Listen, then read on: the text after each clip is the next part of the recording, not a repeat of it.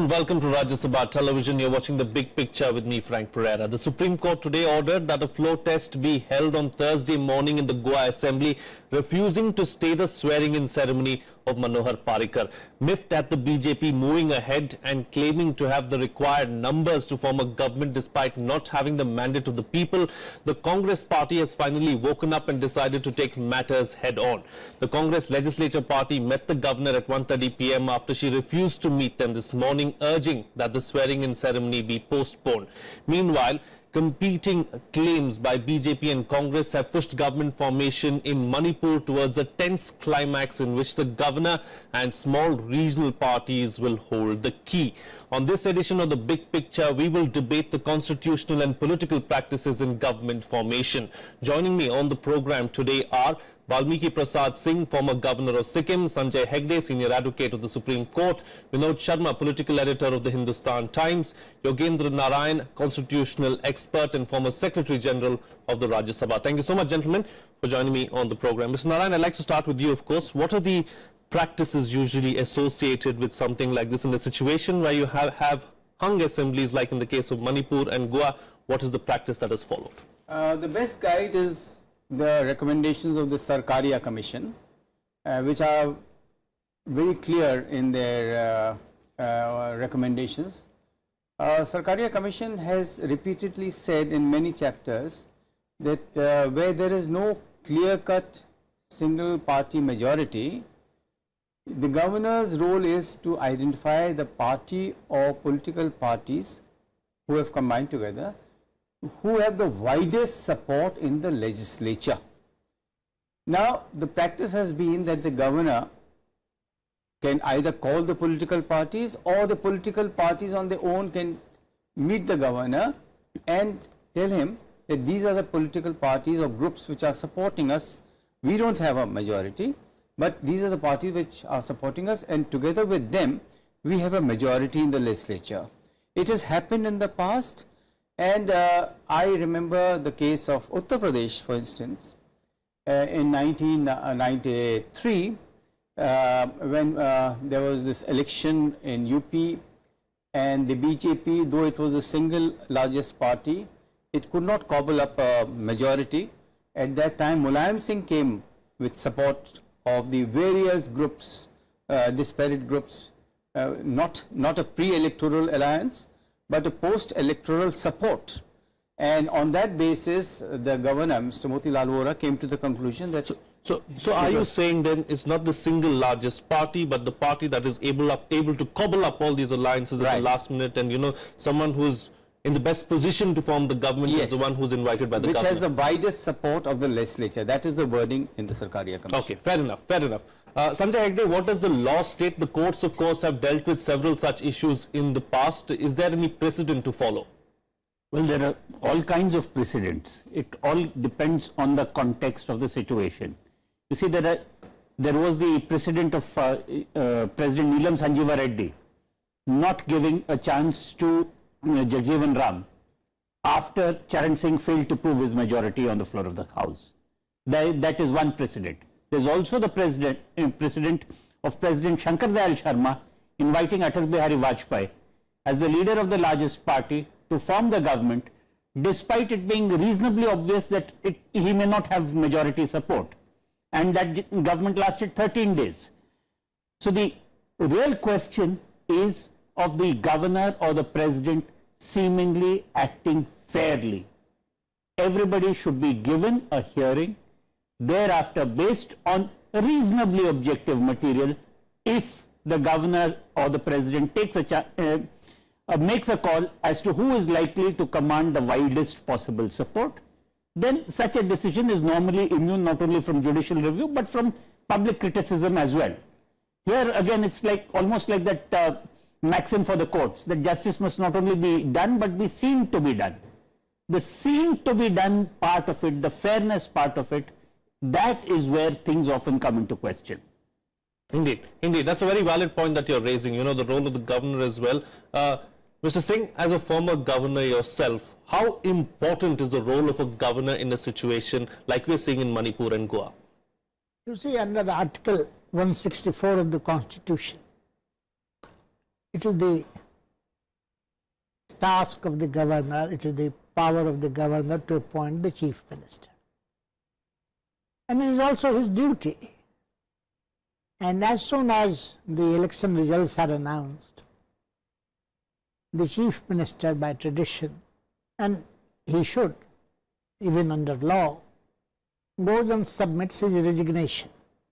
And as per well-established convention, the governor hands over to him a letter that your resignation is accepted and you continue till alternative arrangements are made. And it is there, the moment alternative arrangement clause has been used and communicated to the sitting chief minister, it is there that the political parties can come to him.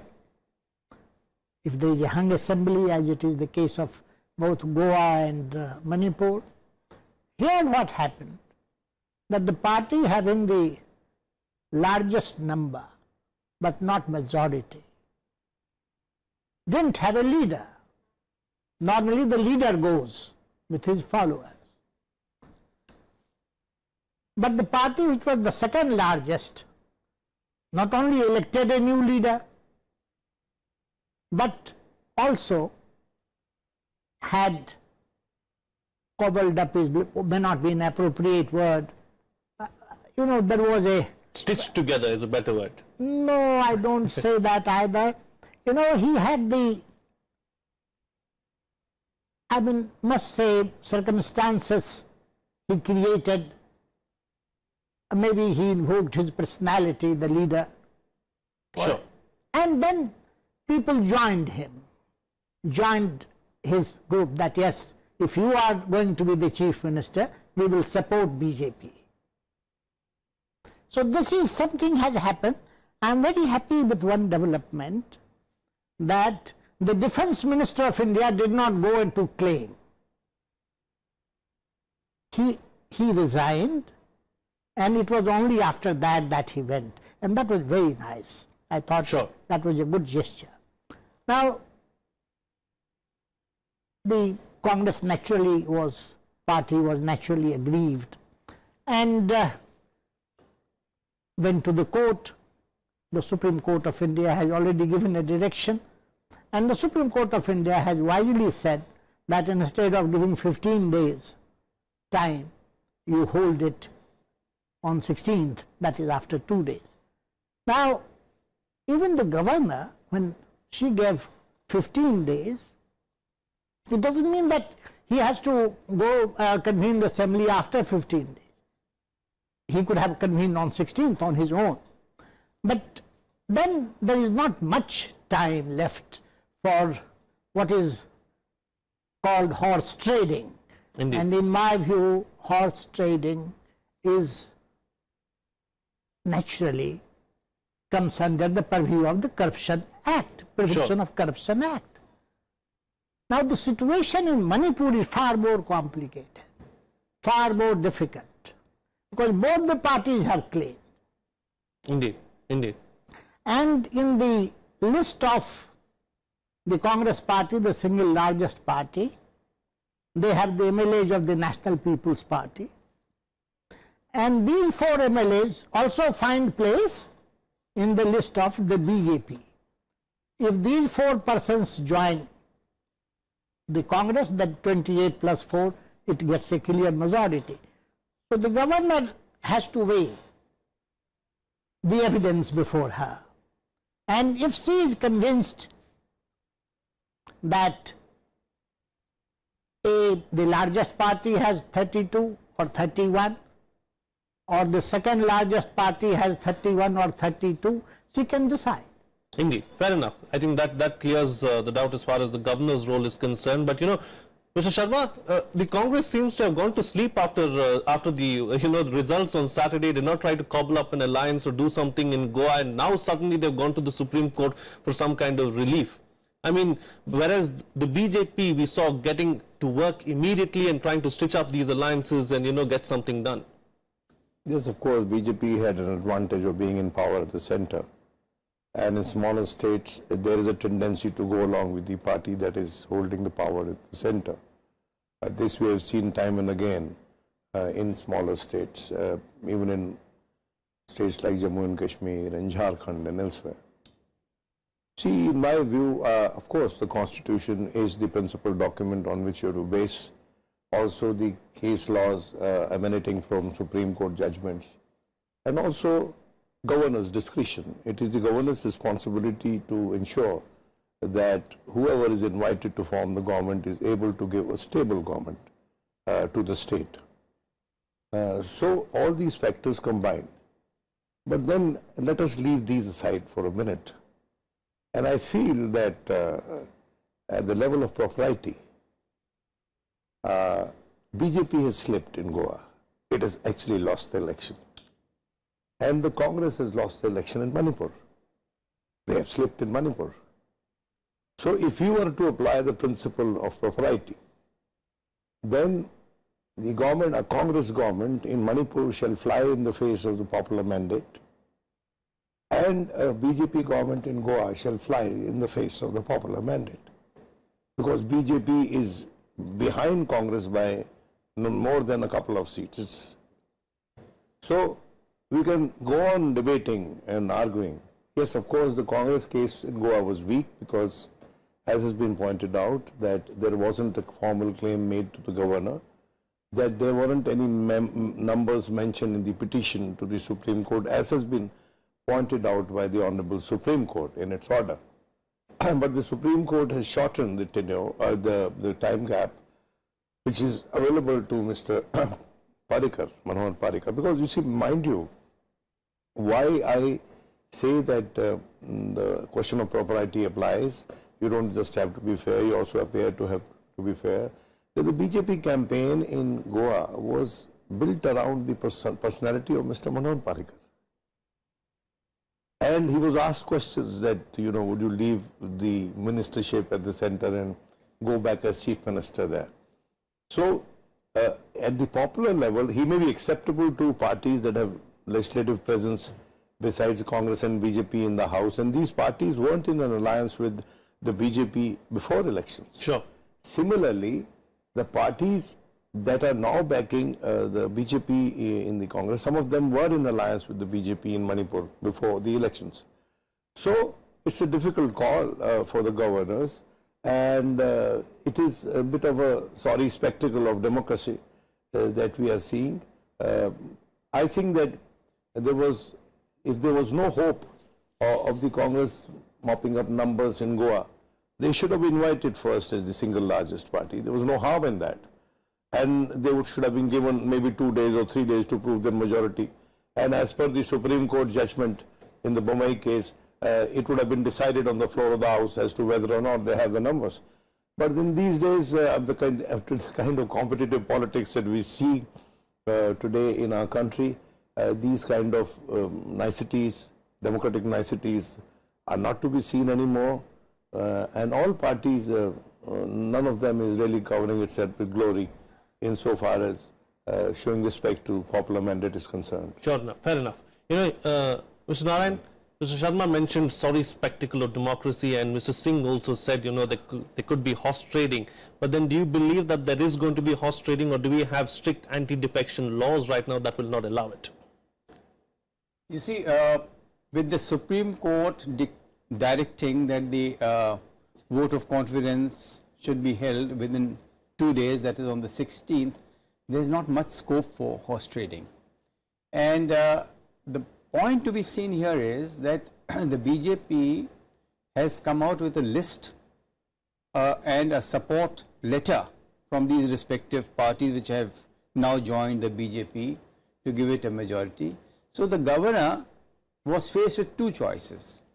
One, which is a party which has the single largest number of MLAs, and the other is a party which had the second highest, but they have got enough and they have been able to muster enough support from the various groups and independents to make a majority and present it to the governor.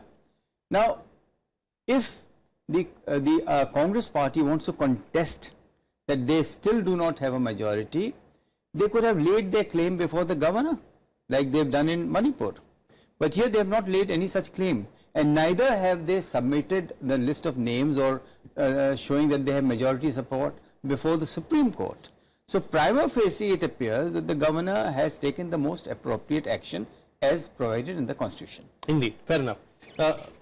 Mr. Regde, you know, as far as the Congress party is concerned, we've seen the Congress party knock on the door of the Supreme Court with regards to Goa. Is it going to apply the same kind of tactic as far as Manipur is concerned? What are its options really? No, Manipur, the situation has not yet come in where there is a invite as yet. So that would be premature to go to any court, much less the Supreme Court. As far as Goa is concerned, I don't know what they exactly thought would happen, but the scope of judicial review in such matters is also very limited. Unless the governor acts manifestly unfairly, say supposing he invites the sole independent to become the chief minister or something like that, unless there's an outrageous defiance of logic, I don't see any court stepping into what after all has to be resolved on the floor of the House. In our system of checks and balances, there's also a system where each organ of state maintains a constitutional respect for the other. So the Congress did go to court, maybe it just wanted to play some momentum game or it was hoping for some kind of court order which would give them a breather. But the court has basically set a timeline under which the majority has to be determined on the floor of the House. I disagree with people who say that this prevents horse trading. Whatever horses were to have been traded will have already been traded on the first day itself, once the results come out. Often I think the system rewards the faster horse trader and the one with the better resources, to put it mildly. But this is a problem with all small assemblies, because a party of 3 can very easily split if two of them walk away. Goa has thrown this constitutional gymnastics all over the Supreme Court, right from Ravi Naik's case and several other cases. So I don't see anything wrong. So doesn't the anti-defection law come into play then? No, the anti-defection law can come into play with big assemblies and big parties. But if you have a party of 3 people, like the Goa Forward Party, which campaigned right through against the BJP and now has gone and joined it, but that's the 3 MLAs who have joined it, the rest of the party says, no, this is wrong. Nothing can really be done, because if 2 MLAs also walk out of that party, then the anti-defection law cannot apply, because there's a 2/3 split in the legislature party. Sure. So these are problems of small assemblies which are peculiar, especially to the states which are small and are on the periphery of the Indian landmass. Indeed, fair enough. Mr. Singh, you know, what are the signs that the governor really looks for when a situation like this arises? You must appreciate the governor is a lonely person in a large house. Not exactly. And whosoever comes to him, whosoever gives an advice, is not always an impartial one. How much of what the centre is thinking really plays on the governor's mind? I'm coming to that. The governor, whosoever talks to him or her, has an agenda. And sometimes it becomes very difficult for the governor to even rely upon his or her secretary, because the allegiance of the secretary to the governor is to the state government, because he belongs to that cadre. So, in that lonely circumstance, there are only 3 things which can help you. First is your own conscience. Second is the Constitution of India. And the third is that you must weigh the different advices which flow into your, through letters, through social media, through telephone calls, through the center, through the state leaders. Now, a governor who has taken the oath and who wants to be true to his or her oath to the Constitution, to preserve and protect the Constitution, I think A stage has to come in one's life when he or she, if she feels or he feels that some pressure is put on him or her, she should be prepared to say, quit. Indeed, indeed, indeed. Mr. Sharma, after a long time, we're going to see, some of the smaller parties play kingmaker this time around, and, they're going to demand their pound of flesh at the end of the day as well. And, it reminds me of Shakespeare now. So may I say one thing that, the smaller states were created in this country on the plea that they can be better administered. But the irony is that they can't be. They haven't been better administered. Look at Jharkhand, look at Goa, look at any other smaller state in the northeast. It was, don't forget, it was in Goa that a unique experiment was carried out by a political party drawing the name of that operation after its election symbol, to make members of the House submit resignations to bring down the effective strength of the House to keep the government going. So may I say that, when you have smaller parties who have a very minimal legislative presence in the House, but their share in power is disproportionate to their presence in the House, it should be construed as an incidence of graft or patronage or a quid pro quo. And whether a government that is, and there have been n number of instances involving all political parties, that whether a government of that nature, the governor should also reflect on that whether a government which in its very composition is vitiated, can it deliver good governance? Can it be as per the aspirations of the people? For instance, MGP got 3 seats and the other parties, other Goa Forward got 3 seats. Now one of them is going to be Deputy Chief Minister. One of them, I think MGP fellow will be Deputy Chief Minister. And they'd have ministers, all of them would be ministers, and independents will be also ministers. And the people of the larger party would not have that opportunity available to them. So, I mean, if we are really talking about, cleaning up our political system of this kind of patronage and this kind of corruption, then I think that this is another form of horse trading, and it should be addressed by the Supreme Court at some level, at some opportunity, that it gets an opportunity to comment or give a direction on these issues. If these people want to support a government, they must do it without asking for any favors. Sure. They would remain members of the legislature. They should do it without asking for any favors. If their purpose is altruism, I think we are a long way away from that. If they are really wanting to give the state a chief minister who they think is the best, though he lost in the election because it was all around his persona that they. That's a very ideal situation. No, I know it's a utopian dream. Yes. But then, unless your fundamental objective is the maximalist objective, you won't be able to achieve even 80% of that. Indeed, indeed, fair enough. And that's a very valid point that you're raising. Let's hope that we head in that direction and we see that reality sometime soon. But Mr. Narayan, in an eventuality where Manohar Parrikar cannot prove his majority on the floor of the House in a couple of days' time on March 16th, what does the governor do then? Does it invite the Congress to prove a majority, or what happens? Yes, the next logical step would be, if Mr. Parrikar does not have his vote of confidence in his favor, the next step for the governor would be to invite the Congress and ask them to prove a majority and whether they want to form a government at all. Because it's not necessary that every single largest party would like to form a government if they are unable to cobble up the majority. Because there's no use being appointed as a chief minister and then within 7 days again declining. Then if they are unable to do so, or if they refuse to form the government, then the next alternative would be a president's rule.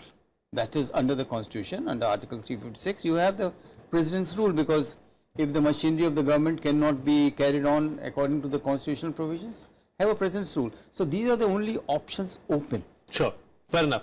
And Sanjay Hegde, what are the options for the Congress as far as from a legal point of view? And is the Can the court do anything more, or is there only that much that the court can do as far as intervention in such matters is concerned?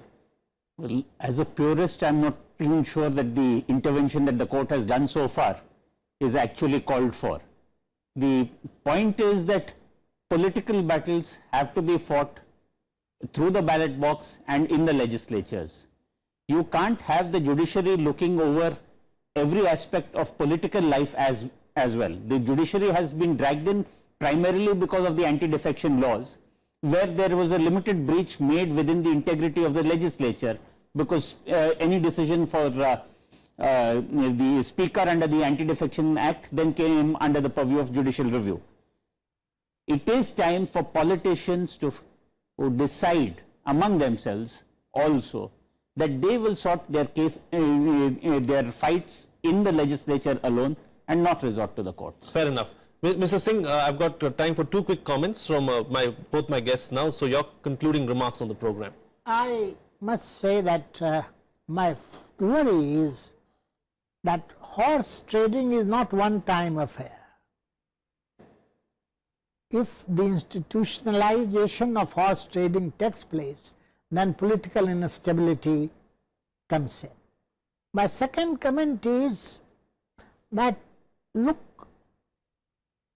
Goa has per capita income is the second highest after Delhi and above Sikkim and below Delhi. Manipur, which has the potential to be near Sikkim as number 4, has a very low per capita income, but it has the potential, hydroelectric and a series of other things. But more important than that is that India is a landlocked country. It has the sea option, but Manipur provides the only land route to Burma and to Southeast Asia and beyond. We have to have a stable and government in Manipur which thinks of Manipuri personality, Manipur's role in national reconstruction, and we must think of, there is no doubt the political convergence should take place in these situations, and both the major political parties should think above economic blockade, hill plains, all that must be resolved amicably, and that requires greater foresight and leadership. Indeed. Mr. Sharma, your concluding remark, close the show for us with it. Well, I don't know. I'm a bit of a pessimist in these matters, you know. I just mentioned about the utopian, I have utopian dreams, you know. I think there is nothing like part honesty, there is nothing like part propriety, there is nothing like, you know, part fair play. It has to be in absolute terms.